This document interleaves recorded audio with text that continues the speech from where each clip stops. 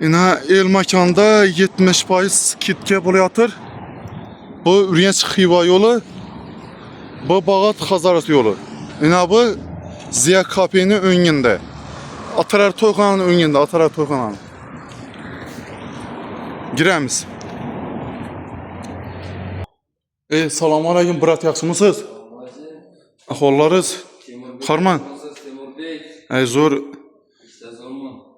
Satuvda bir gap eshitdik. 70%dan skidga bo'layotmiş.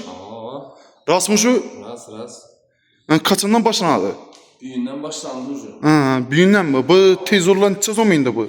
Samsung'da. 7 milyonluk televizorla bu pastında kerak.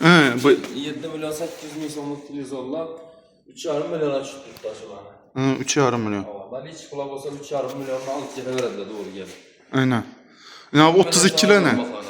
32'lere marcan bakada tuttu. 1 milyon 800'e tushib tuttular. Yo, üzerinin narxı ne? Üzerinin narxı 2 milyon 600 bin son. 2 milyona tushib Bu kolonga sotiladimi? Kolonga satılar. Necha so'm? 3 milyon 800 bin son 3,5 milyon tuttu. Sony çift orijinali. Oldu.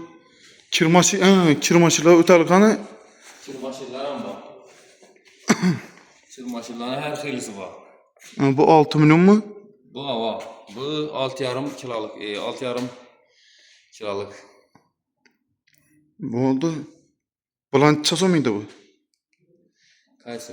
Bura. Bular 6 milyon 500 bin so'mda hozir arzonlab turibdi.